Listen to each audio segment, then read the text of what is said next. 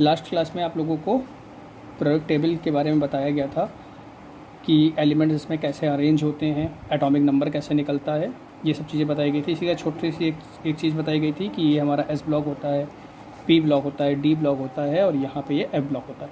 तो आज हम लोग इसमें ये डिस्कस करेंगे कि हमने इसका ब्लॉक कैसे फाइंड किया था कि ये हमारे एस ब्लॉक के हैं, ये पी ब्लॉक के हैं, ये डी ब्लॉक के हैं, एफ ब्लॉक के हैं। तो आज हम लोग यही देखेंगे इसमें कि हम लोग ने जो ब्लॉक इसमें बनाए थे, ब्लॉक कैसे बनाए थे।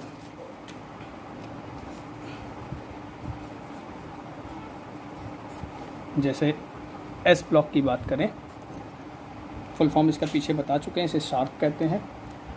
तो पॉइंट ये बताया था, जैसे कॉन्फ़िगरेशन होता है, आप बाहु रूल बताया गया था, 1:2 2:2 बताया गया था। तो उन्होंने यही बताया था कि हम हर एलिमेंट का कॉन्फ़िगरेशन करेंगे, इलेक्ट्रॉनिक कॉन्फ़िगरेशन करेंगे, लास्ट इलेक्ट्रॉन जिसमें पड़ेगा वो उसी ब्लॉक का एलिमेंट होगा। जैसे एस में मैक्सिमम इलेक्ट्रॉन कितने हो सकते हैं, 2 हो सकते हैं, ठीक है। फॉर एग्जांपल से हाइड्रोजन है, हाइड्रोजन का हम 1 होता है, कॉन्फ़िगरेशन करेंगे 1s1, मतलब लास्ट इलेक्ट्रॉन किस में पड़ रहा है, एस में, तो हाइड्रोजन को हमने किस में रखा है, एस ब्लॉक में रखा है, ठीक है। इसी तरह जैसे हम कोई और एलिमेंट लेते हैं, जैसे सोडियम की बात करते हैं, तो सोडियम हमारा कितना है, 11 है, configuration 1s2 2s2 2p6 3s1। तो ये हमारा यहाँ से कॉन्फ़िगरेशन हुआ। तो देखो सोडियम में भी लास्ट इलेक्ट्रॉन किस में भर रहा है, एस में भर रहा है, तो ये हमारा किस ब्लॉक का हो गया, एस ब्लॉक का हो गया।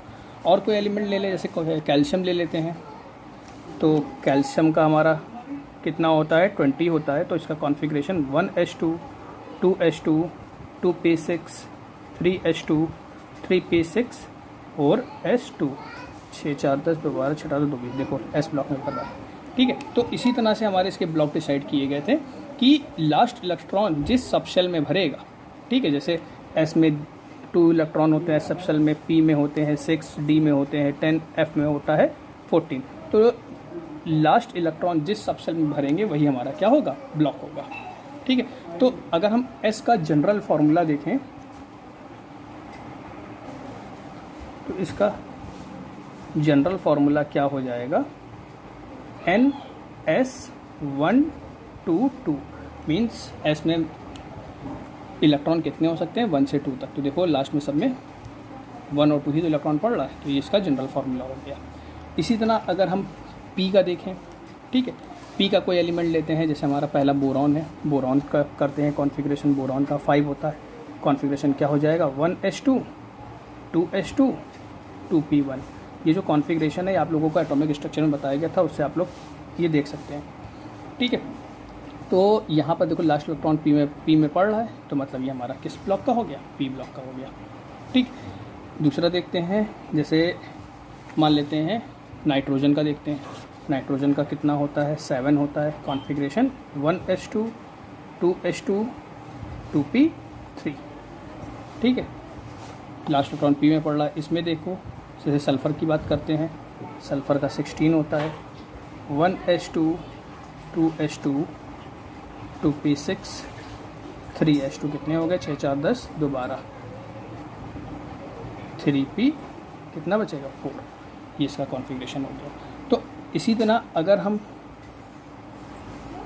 पी का जनरल फार्मूला देखें, पी ब्लॉक के लिए जनरल फार्मूला देखें, तो इसमें जनरल फार्मूला क्या बनेगा, NS2 और NP126, ये फार्मूला बनेगा इसका जनरल फार्मूला। चेक कर लो, यहाँ पे N जो होगा ये वैल्यू हो गई, ठीक है, और N ये वैल्यू हो गई, N दोनों जगह सेम है, ठीक है। S में 2 इलेक्ट्रॉन तो फिल होंगे, बाकी हमारे किस में फिल होंगे, P में फिल होंगे, ठीक है। इसी तरह यहाँ पे वैल्यू बनेगी। अब होता क्या है, बहुत से लोग ये कहते हैं कि जो हमारा ज़ीरो ग्रुप है, इनर्ट गैसेस हैं, ठीक है। तो बहुत से लोग ये कहते हैं कि जो इनर्ट गैसेस हैं ये हमारी पी ब्लॉक में नहीं पड़ती, तो ऐसा गलत है। जो इनर्ट गैसें हैं ये भी हमारे पी ब्लॉक में पड़ेंगी।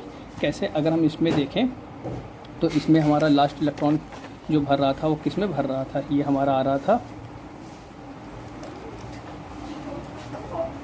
S2P1 2P1। इसी तरह ये हो जाएगा हमारा S2P2, ये हो जाएगा हमारा S2 2P3, ये हो जाएगा 2p4, ये हो जाएगा 2p5 और ये हमारा किस में आएगा 2p6 में।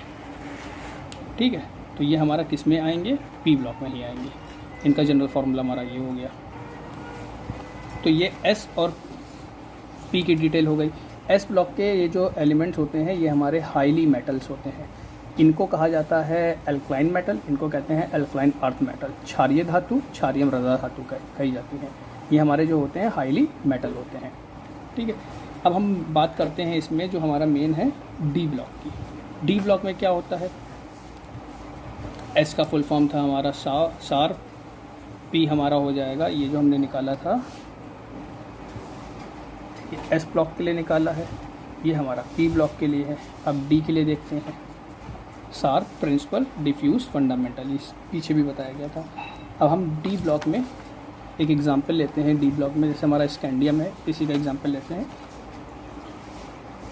21 होता है, इसका कॉन्फ़िगरेशन क्या हो जाएगा, 1s2, 2s2, 2p6, 3s2, 3p6, 4s2, 6 4 10 2 12 6 18 2 20 और 3d1। ठीक है, तो ये इसका कॉन्फ़िगरेशन हुआ।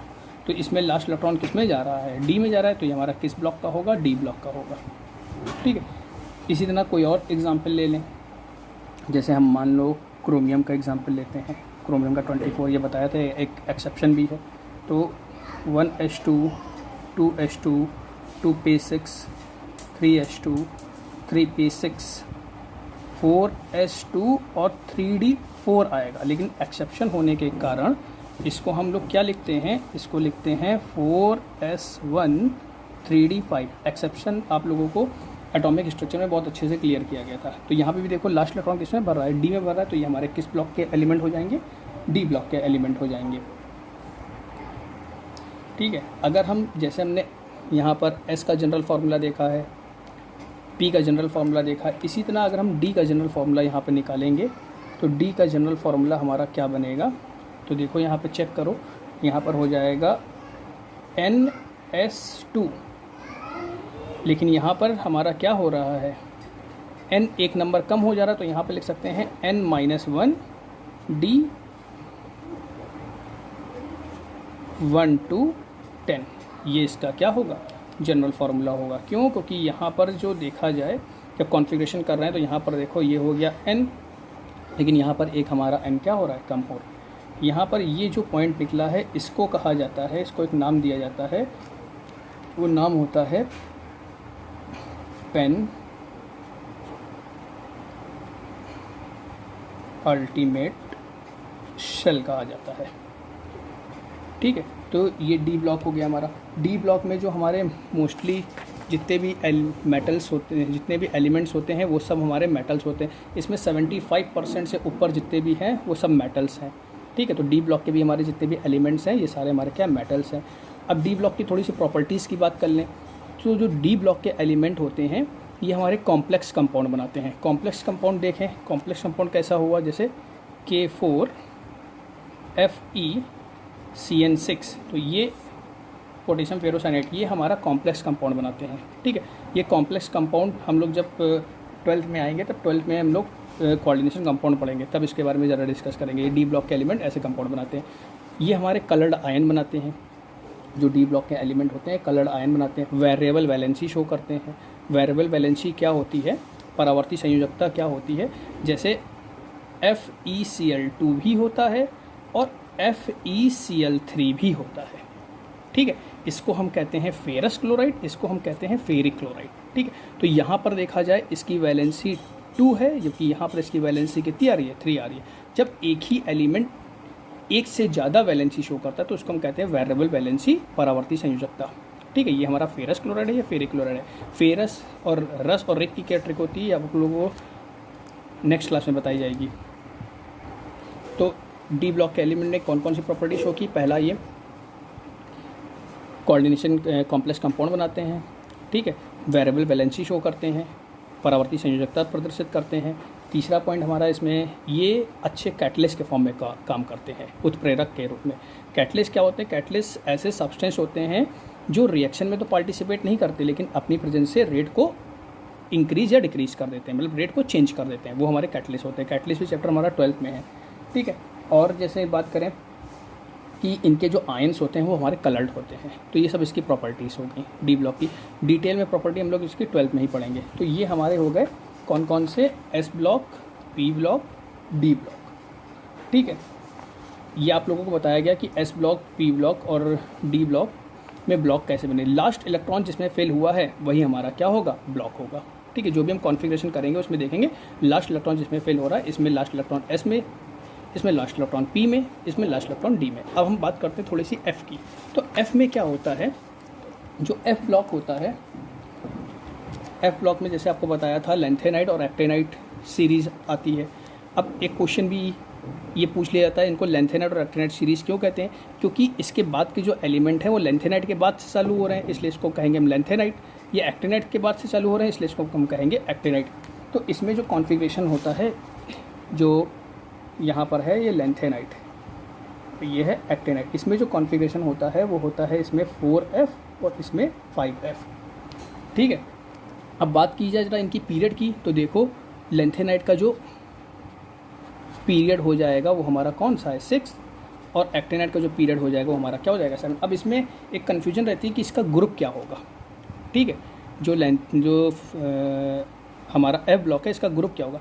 तो इसका जो ग्रुप होता है, इनका जो ग्रुप होता है, ये ग्रुप 3rd से बिलोंग करते हैं। क्यों, क्योंकि यहाँ पर देखो इसी के बाद से ही तो हमारी ये चेन डिवाइड हुई थी, ये हमारा 3rd ग्रुप था। 3rd ग्रुप के बाद से तो चेन, यही बताया गया था कि 3rd ग्रुप में बहुत सारे एलिमेंट थे, 3rd ग्रुप में बहुत, इसीलिए इसके चेन को नीचे रखा गया था, ठीक है। तो ये हमारा पूछा जाए एफ ब्लॉक हमारा किस ग्रुप से बिलोंग करते हैं, ग्रुप 3 से बिलोंग करते हैं। इसका पीरियड क्या हो जाएगा, 6, और इसका पीरियड क्या हो जाएगा, 7। अब बात करें जो लैंथेनाइट होते हैं, लैंथेनाइट एफ ब्लॉक में भी हमारे मेटल्स होते हैं, इसमें जो लैंथेनाइट होते हैं ये हमारे मेटल्स होते हैं। एक्टेनाइट में हमारे रेडियो एक्टिव एलिमेंट्स होते हैं, रेडियो एक्टिव तत्व होते हैं। रेडियो एक्टिव एलिमेंट्स कौन से होते हैं, कुछ एलिमेंट्स ऐसे होते हैं जो अपने में से अपने आप कुछ rays alpha beta gamma imitate करते हैं और दूसरे आयंस में और दूसरे एलिमेंट में चेंज हो जाते हैं। ऐसे एलिमेंट्स को कहते हैं रेडियो एक्टिव एलिमेंट्स, ठीक है। जो लैंथेनाइट होते हैं इसमें हमारे मेटल्स होते हैं और इसमें हमारे मोस्टली जो होते हैं वो रेडियो एक्टिव एलिमेंट्स होते हैं, रेडियो एक्टिव तत्व होते हैं, ठीक है। तो अब जरा एफ ब्लॉक का अगर हम कॉन्फ़िगरेशन देखें तो एफ ब्लॉक का कॉन्फ़िगरेशन का कोई इसका जनरल फार्मूला तो लिख सकते हैं, लेकिन इसका कोई पैटर्न नहीं है, ठीक है। इसका पैटर्न हमेशा लगातार चेंज होता रहता है। तो जनरली क्या होता है, जो लैंथेनाइट और एक्टेनाइट की जो कॉन्फ़िगरेशंस होते हैं वो हम लोगों को याद करने पड़ते हैं। इसका हम जनरल फार्मूला आप लोगों को बताते हैं एफ ब्लॉक के लिए। इसमें जनरल फार्मूला क्या होगा, जैसे यहीं पे लिखते हैं एफ ब्लॉक के लिए शार्प प्रिंसिपल डिफ्यूज फंडामेंटल। तो जो एफ ब्लॉक के लिए जो जनरल फार्मूला आएगा वो होगा हमारा NS2 N-1 D 0 हो सकता है, 1 हो सकता है, 2 हो सकता है, और N-2 F 1 से 14 क्योंकि जैसे S में देखें तो इसमें जनरल फार्मूला में 1 से 2 आ रहे थे, मैक्सिमम 2 तक हो सकते हैं। P में क्या आ रहा था, 1 to 6 तक आ रहा था, इसमें मैक्सिमम 6 हो सकते हैं। इसमें 1 to 10 आ रहा था 10। इसी तरह F में जो है वो हमारा कितने हो सकते हैं, 1 से 40 तक हो सकते हैं। तो ये हमारा क्या है, इसका जनरल फार्मूला है F ब्लॉक का। तो इससे कॉन्फ़िगरेशन हमारे निकलेंगे। तो इस तरह से हमारे जो पीरियोडिक टेबल थी, ये जो पीरियोडिक टेबल थी, इस पीरियोडिक टेबल में हमारे ग्रुप्स डिवाइड किए गए थे, ब्लॉक्स डिवाइड किए गए थे। अब अगर हम इनकी एक छोटी सी बात और कर लें कि अगर हम इनमें हमको जैसे पता करना है कि कौन सा एलिमेंट किस पीरियड में और किस ग्रुप में जाएगा, तो हम वो कैसे निकालेंगे, उसकी भी एक छोटा सा तरीका होता है। यहाँ पर देखा जाए तो ये हमारे ग्रुप्स हैं, ठीक है, और ये हमारे क्या हैं, पीरियड्स हैं, ठीक है। तो कुछ एग्जांपल्स बताते हैं जिससे हम आप एलिमेंट्स का ग्रुप और पीरियड निकाल सकते हैं, देखते हैं। तो ग्रुप और पीरियड की अगर हम बात करें, जैसे हमने बताया कि जो S होता है, S में मैक्सिमम इलेक्ट्रॉन 2, P में 6, D में 10 और F में 14। ये चीज़ आप लोगों को पीछे बताई भी गई थी कि S में 2 ही इलेक्ट्रॉन क्यों होते हैं, P में 6 क्यों होते हैं, D में 10 क्यों होते हैं, F में 14 क्यों होते हैं। ये जब आप लोगों को एटॉमिक स्ट्रक्चर में क्वांटम नंबर्स पढ़ाया गया था तो उसमें ये चीज़ डिस्कस की गई थी कि S में 2 ही इलेक्ट्रॉन क्यों होते हैं और इसमें एक बॉक्स होता है, इसमें 3 ऑर्बिटल्स, इसमें 5 6 1 2 3 4 5 6 7 1 2 3 4 5। ठीक है, तो ये चीज़ें आप लोगों को पीछे एटॉमिक स्ट्रक्चर में क्वांटम नंबर्स में देखिएगा, उसमें आप लोगों को ये पता चलेगा कि इसमें हमारा ये एक ही बॉक्स आ रहा है, एक ऑर्बिटल, और इसमें हमारे 3 आ रहे हैं, इसमें हमारे 2 इलेक्ट्रॉन, इसमें 6 हैं, इसमें 10 है, इसमें 14 है, ऐसा क्यों। ठीक है, ये आपको बताया गया था। तो हमको यहाँ पे जो बात करनी है ग्रुप्स ऑफ पीरियड की बात करनी है। तो एक छोटा सा तरीका है वो याद रखिएगा। पहले हम देखते हैं फॉर एस ब्लॉक, एस के लिए तो होता क्या है, सबसे पहली चीज़ जो हमारी पीरियड होती है, पीरियड का तो पॉइंट सबके लिए सेम रहेगा। पीरियड में क्या होता है, लास्ट इलेक्ट्रॉन जिस सबशेल में जाएगा उसके आगे जो नंबर होगा, ठीक है, वही हमारा क्या होगा, पीरियड होगा। लास्ट इलेक्ट्रॉन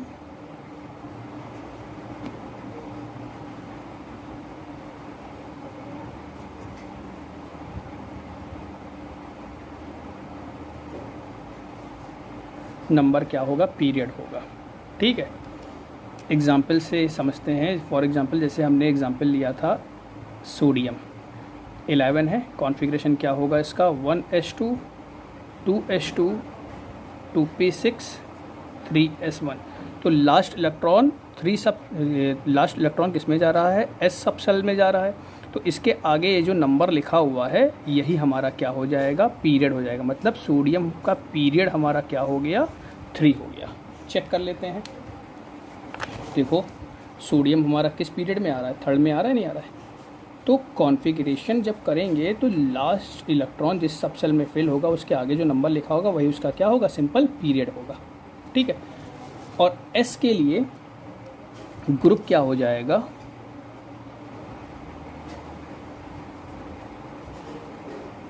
एस के लिए ग्रुप क्या हो जाएगा, तो लास्ट इलेक्ट्रॉन जो फिल होगा वही इसका क्या होगा, ग्रुप होगा। ठीक है, तो इसमें हमारा ग्रुप क्या हो जाएगा, तो एस में जितने इलेक्ट्रॉन फिल होंगे वही इसका क्या हो जाएगा, ग्रुप हो जाएगा।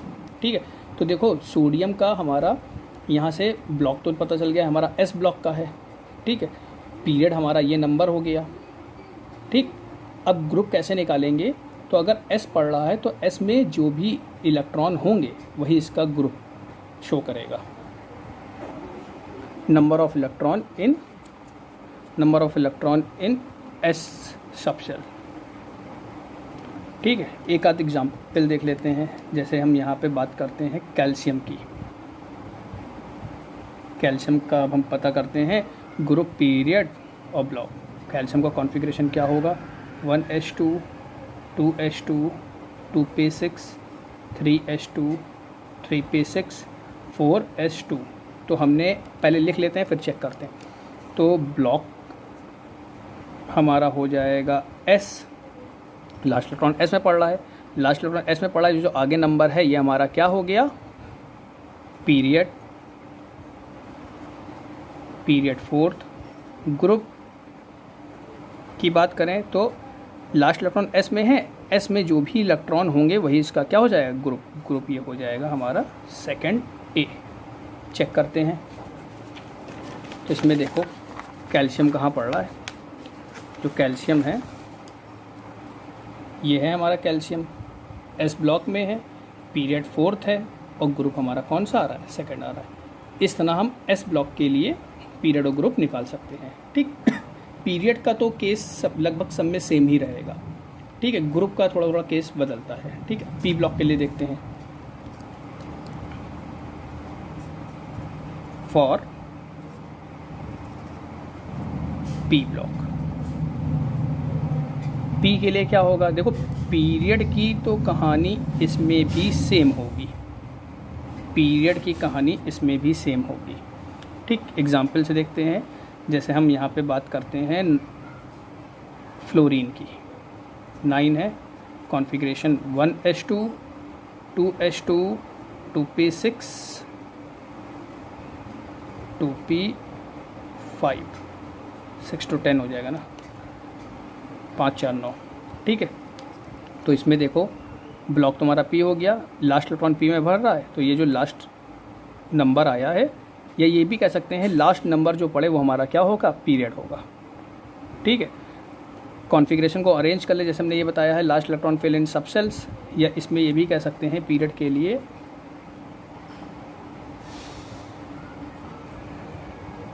लास्ट नंबर, जो भी लास्ट नंबर पड़े वो हमारा क्या हो जाएगा, पीरियड। तो यहाँ पे हमारा पीरियड ये हमारा क्या हो जाएगा, इसका